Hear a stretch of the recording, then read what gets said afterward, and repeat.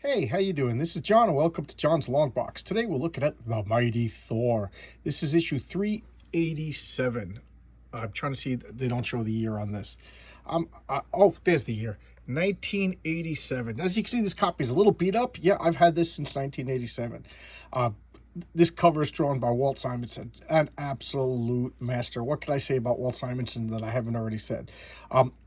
I One of the very first comic books I ever got was a Walt Simonson comic, and it was a Thor comic. It was Thor 186. I think I did a showcase on it. And that cover also had the Destroyer on it. It had Thor smashing the Destroyer's top of his head. And it was, Walt Simonson, oh my God, I love that comic. I read it over and over and over again. It kind of cemented my love of the character Thor. Thor is probably up there in not probably, he's definitely up there in the top 5 characters that I just love.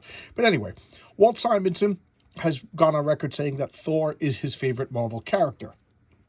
And he took over the reins of Thor at 337. And that had the Beta Ray Bill on the cover. Just a famous, wonderful comic book. Great cover. Oh my God, I must have read that series over and over and over again. Well, this is still the same series. Over and over and over again, the same run. And when I mean run, a continued number of comics by the same writer and sometimes the same artist. But Walt Simonson took over writing at 337, and he took over drawing at 337. I forget which issue he stopped drawing, and this is now Sal Buscema. I actually looked up his pronunciation because it was driving me crazy. Sal Buscema. Pardon me. And here we got the Destroyer with all of Thor's, how do you say that word? Things. He's got all Thor's things, okay? In the comment, please put the word that I was searching for that I couldn't find. Here we got some M&Ms over here. Contrary to popular belief, M&Ms are not from Asgard. They are made by humans on Earth. And here we have this wonderful splash page. Let's look at the credits before I go on, shall we? Writing, Walter Simonson. Penciling, Sal Buscema. Inker, Joe Sinnott. Oh my God, I forgot Joe Sinnott did this. Lettering, John Workman. Coloring, Mark Schell. Editing, Ralph Macchio. And editor-in-chief, Jim Shooter. Can I say that this is the A-Team? This is Comic Book Legends. This is every one of these people.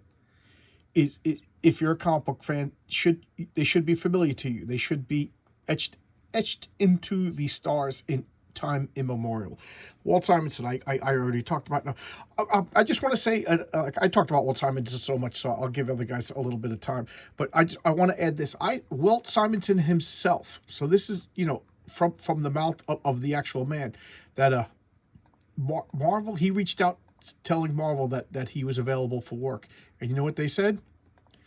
We don't want you anymore. Your artwork isn't in demand anymore. Your style of artwork is old-fashioned. Fans today don't want it.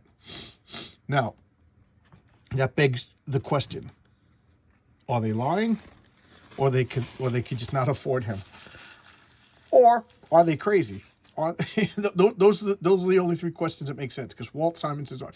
This is Sal Buscema, but this wonderful cover is Walt Simonson. So I don't know. That makes me sad. That makes me sad. So I must think about puppies and kittens to cheer myself up. So penciling, Sal Buscema. Like I said, when I was a kid, I was stupid. I think around 87 here. This 87, believe it or not, was the I forget, was that the year I graduated high school, or was it, I don't know. I forget if I graduated high school in 87, 89. But around here, I was a teenager. So at this point, I was paying attention to names. But let's say junior high school, I wasn't paying attention to names. So the name Sal Buscema and John Buscema just became Marvel artist.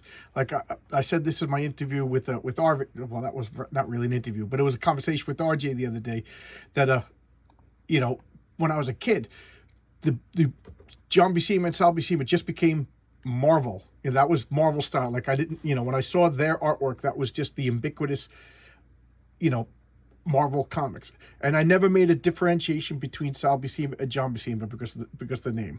But I've since learned that there was John Buscema and there was Sal Buscema. And I think Sal was the younger brother. Both of them born in Brooklyn. And both of them became artists. And John became more famous.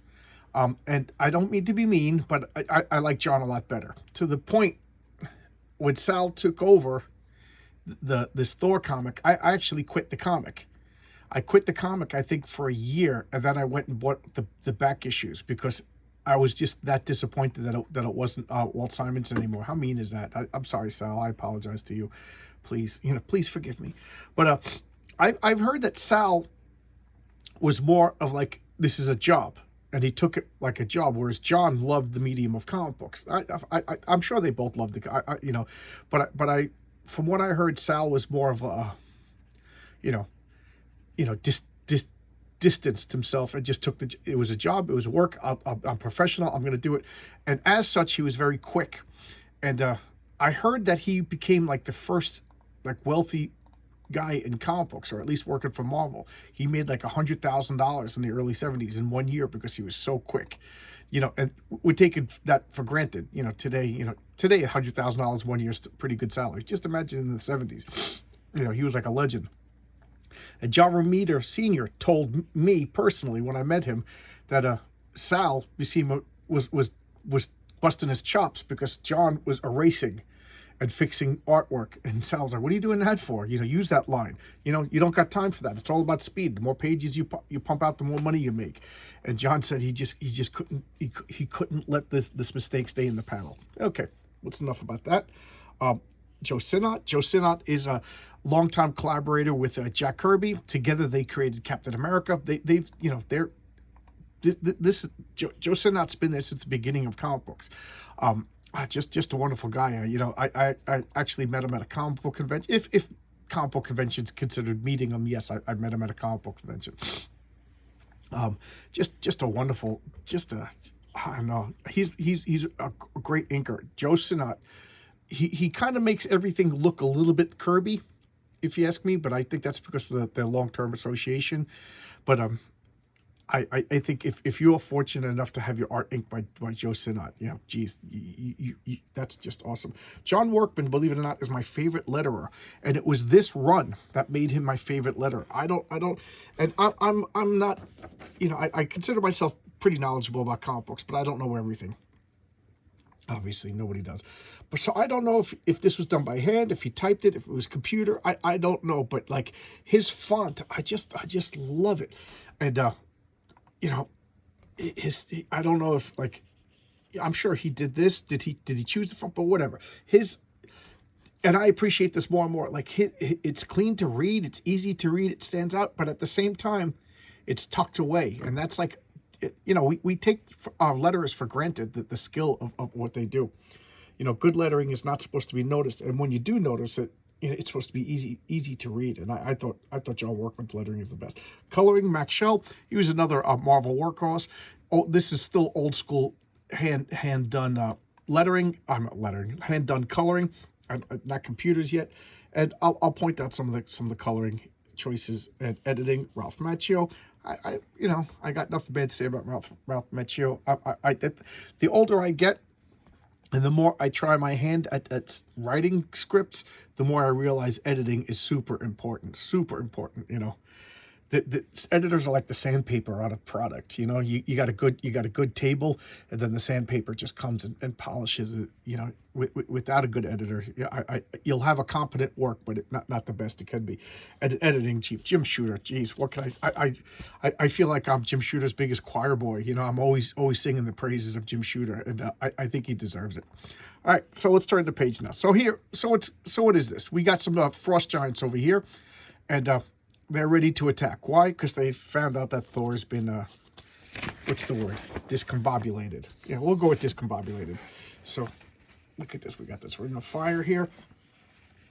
Competent coloring. I just love the lettering. And I love these captions that bring you up to speed. What does he say?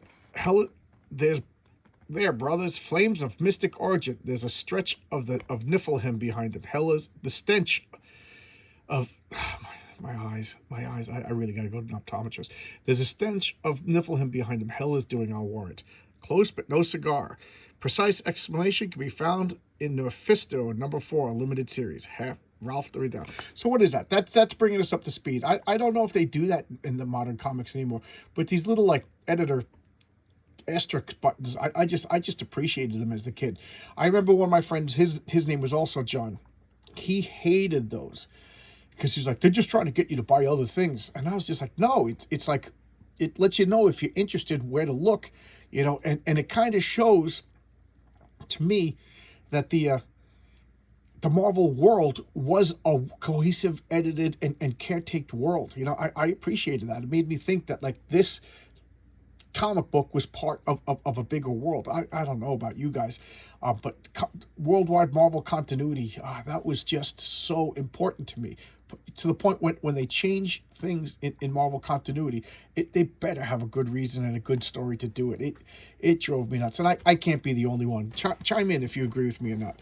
So here we have a film crew, and by coincidence, this is so bizarre, and I wonder if Walt Simonson did this on purpose. But that Thor comic that I was talking about, Thor 186, also had a news crew in Asgard. So, and the Destroyer on the cover. So I wonder if Walt was goofing on that, or is this just a divine coincidence? Okay, the serpent wasn't bad, as you know. Okay, so I don't know, but they're trying to penetrate this flame, and giant and no giant, plus they're frost giants. Do you really want to go through flame? So they're making through this flame, and they think it's Hela's doing. And look at that, Walt Simonson. Really incorporated sound balloons and sound effects. Geez, I couldn't even get the correct word. Maybe instead of an optometrist, I should go to a brainologist, study my brain. So Thor over here, look, he's bearded Thor, and he's beaten Mephisto. For those of you who do not know, Mephisto is the super villain name for Mephistopheles, Lord of the Flies, one of the archdukes of hell. He's basically Satan, but Marvel comic book Satan. You know what I mean? Like, I know Satan's made appearances before, but Mephisto is like a good comic book version of Satan. And here we have fights. This is imaginings beyond the ken of these dumb giants. And what do we see here? They finally, it's the fallen Avengers. And I got to admit, I wasn't the biggest fan of this era of Avengers. This was kind of like the not ready for prime time Avengers. But we got Wonder Man over here in his ridiculously bad costume. I mean, Wonder Man has been cursed with the worst costumes in all of superheroes. Some of them were so bad that they became awesome. This one was just bad. It didn't quite become so bad. This is what the original. Oh no, that's Dr. Druid. Oh man, Dr. Druid was like the poor man's Doctor Strange, and he had the. I'm laughing. He had the distinction of becoming like duped by Nebula. Who's in the Guardians of the Galaxy movie, but a completely different character in the comics. I mean, the only thing they have in common. I think Nebula was a Kree girl in the comics, and later revealed to be a daughter of Thanos. But she was just a manipulator and a schemer, almost unredeeming. And she just, sashayed around and wrapped Dr. Druid around her finger and like basically got Dr. Druid to like lead the Avengers into like bad things at her bidding. And then Warren Ellis did a miniseries with him where he was killed and burnt, and his body was stuffed into a garbage can and left to smolder. I don't know if that's still in continuity or what, but it was the most ignoble is right. The most ignoble death for a comic book. Yeah, even though he betrayed the Avengers, and to me it was like the lowest point of the Avengers, to just have his body burnt up and thrown into a garbage can. Oh, God. We got Hawkeye, we got Captain America, Thor. I didn't particularly like this comic. Mockingbird. That's Iron Man. What was that? His Silver Centurion armor. Here we go. Captain Marvel.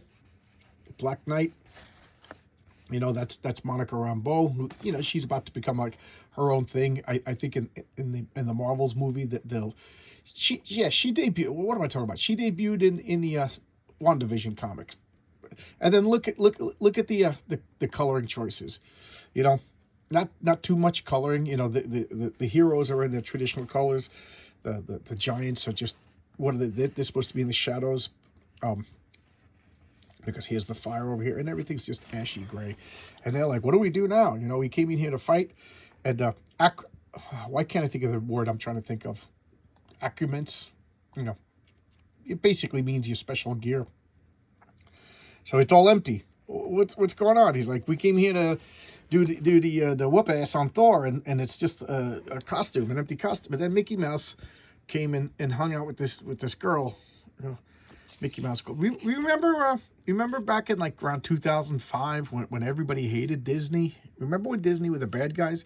Remember when Jack Kirby said that he thought like hell would be working for Disney, and you know, I don't know. And now everybody's like, I don't know, suck it up to Disney. Like Disney is like the greatest. When did we go to being like corporate shills? But anyway, so here this giant whose name escapes me is just stripping down the body of Thor, taking his strength belt, and he's just pissed off. He's robbed of his glory over here.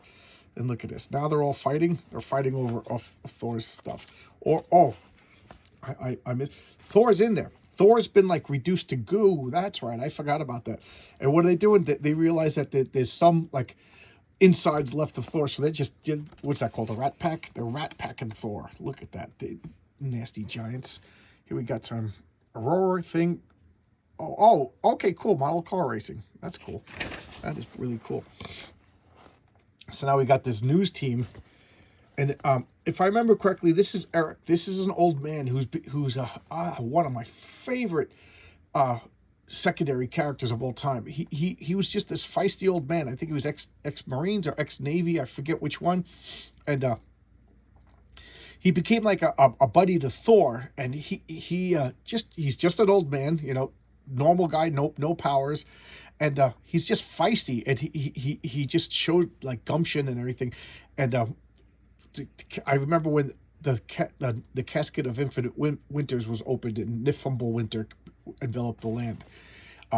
It got smashed, and he gathered up all the pieces and crazy glued it and closed it and saved the Earth. You know, when everybody else was like, "What do we do? Winter is coming. It's like global warming times 10 forever."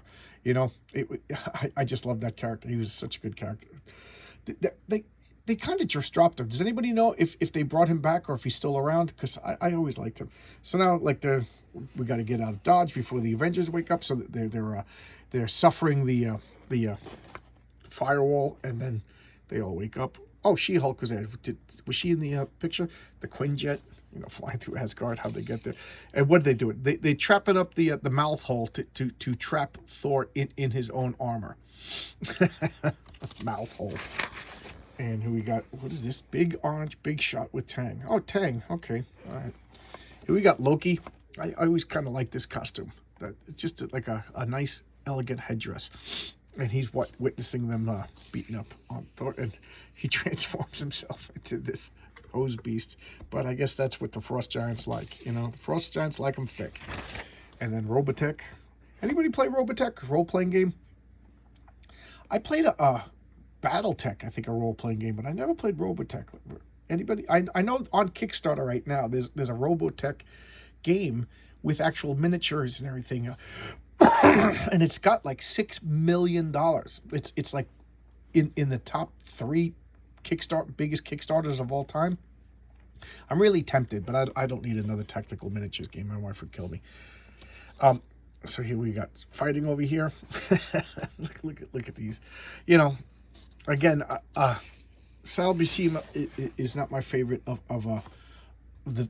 Not even the Buscema brothers, but he's not one of my favorite in Marvel guys. To me, this is like a little too cartoony.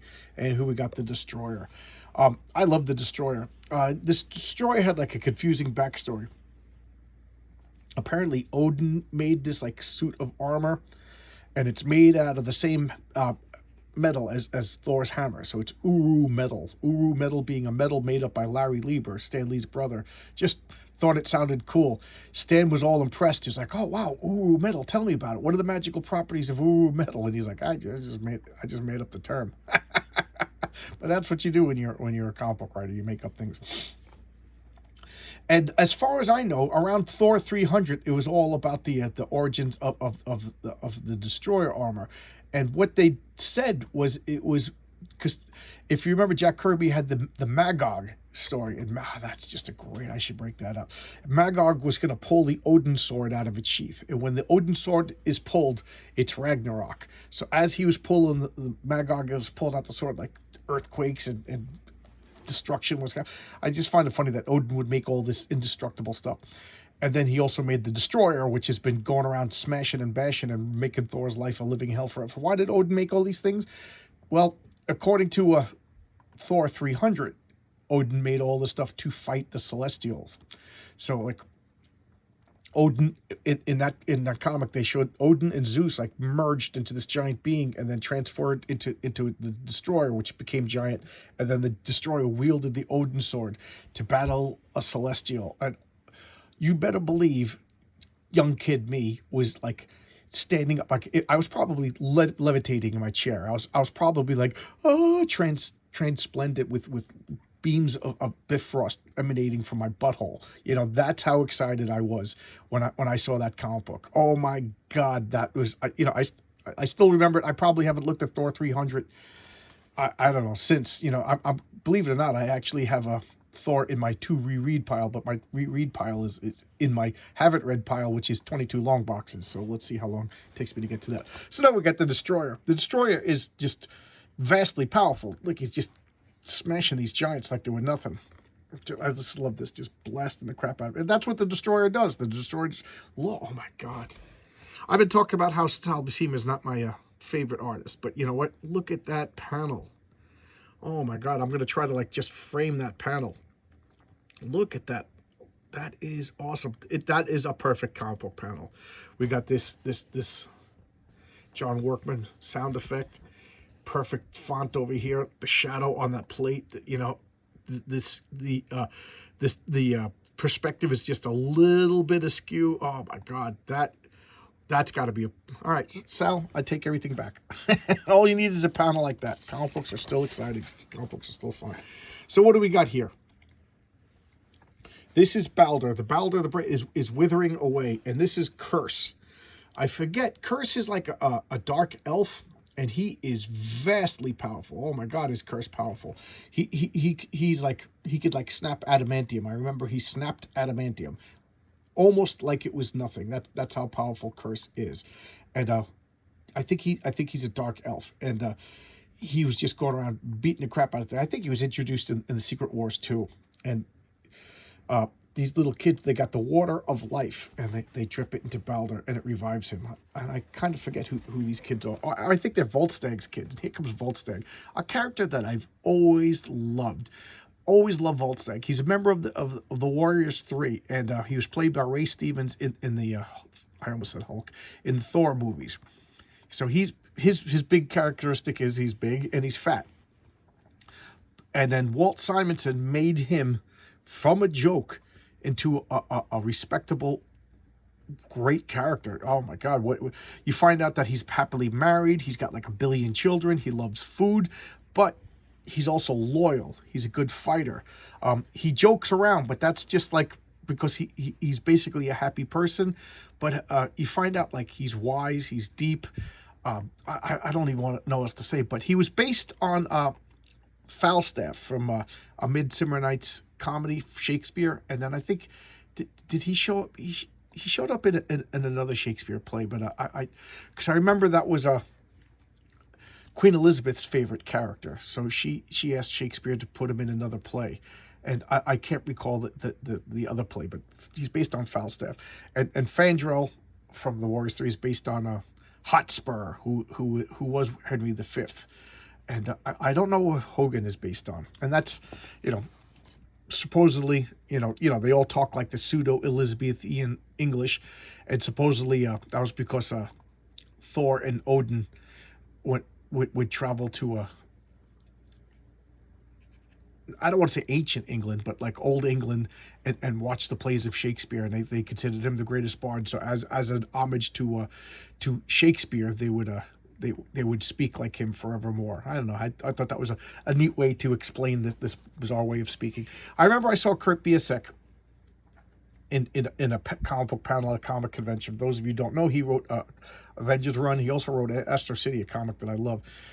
And somebody asked him, why does Thor speak like that? And Kirby says, because he speaks like that. And everybody laughed. It's just a comic book thing. Just accept it. And I didn't need an explanation, to be honest. I love all these colors. Well, this is so far out of all of this comic, as far as I know, Curse is the only character that Walt Simonson actually designed. And you could see that Walt Simonson has a style. Like whenever I see George Perez, I can always pick a George Perez design, and I can always picture a Walt Simonson design. That's it. If anybody has read his new comic Ragnarok, which is the unofficial continuation of this series, everything's his own design, and a lot of people look like Curse, especially the elves. And here's Baldur helping. And who we got here? I forget who this is. Is this I forget his name. The Lord of the Frost Giants. Yeah, it's Lord of the Frost Giants, and they're all fighting. And look, he's got Thor beat up body trapped in this armor. Look at this just blasted everything. Just blasted everything. And he's just laughing. Ha ha. This magic armor could protect me from you. So now he's got a talisman that could protect him, and he's going to go fight the Destroyer. But the Destroyer ain't named the Destroyer for nothing. Look at that. He just takes him out. And here comes Loki just like laughing, Man, I haven't opened up this comic in a while. And here comes the Destroyer just hovering over everything. Loki's... no, that's not my favorite picture. That is great. That is great. Look at that. I always loved the design for the Destroyer. The Destroyer is just contemplating everything, and he's just dispatching and blasting everything. And here's Thor again, and look at that battle. Look at that, just explosion. Destroyer's not using any skill, just clobbering. Thor, remember, Thor is amazing hand-to-hand combat, just fighting. Oh, look at this. No!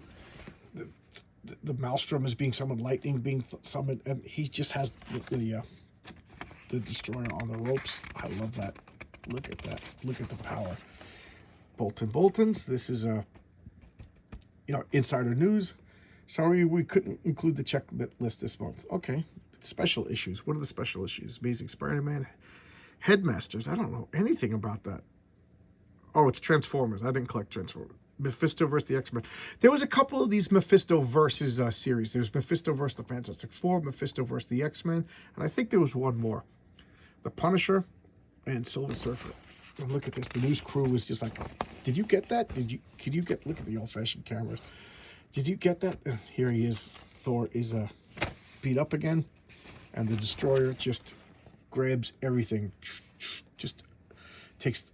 Thor was using all of his, mythical stuff. Thor had the hammer. He was wearing the gauntlets that protected him, and he was wearing the belt because he was all messed up. If I remember correctly, he got beat up by Curse so bad that his bones were shattered, and so he needed all of the mystical stuff that went with the Norse, the actual Norse heroes, and Journey into Mystery. The Destroyer just takes off. So what's happening? Well, the Destroyer needs a soul to animate it, and Thor defeated the old soul, and now Thor is in there, because Thor's got to get down to Earth and take care of some business. That is drama. That is drama. When you're a little kid, what else do you want? That is drama. And I always like to look at the names, the Hammer Strikes. I always like to look at the names of the people who wrote letters. Terry Dickerson, Rick S. Jones. This guy, Rick S. Jones, was a letter hack, meaning he wrote lots of letters. Okay, that's it. Is it 2 pages? No, we're not. And we got a wonderful Jack Kirby Silver Surfer. Look at that. That is just awesome.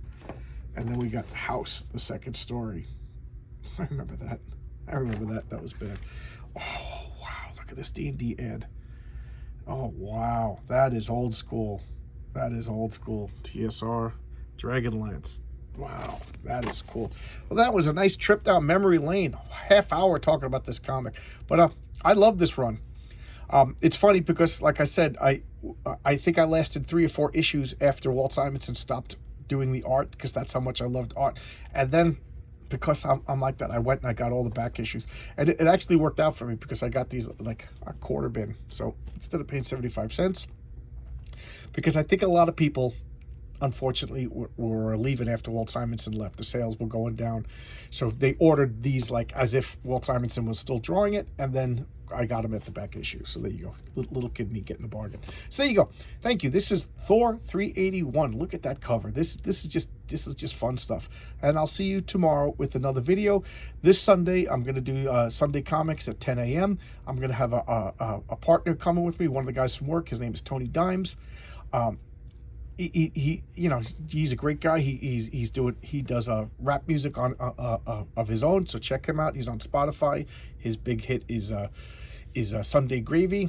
You know, he's gonna leave the business and become a rock star, and I'll be his roadie. You know, I'll be his roadie. Just take me with you, Tony. But anyway, I'm joking around. Check out Sunday. We're gonna talk about Silver Surfer Requiem. All right, it's a comic that I missed it back in 2000. Well, why am I talking about it now? Come in Sunday. You know, leave you in suspense. What was I going to say next? Okay, I'll see you Sunday. See you guys. Well, I'll see you tomorrow and Sunday and every day forever. All right, bye-bye.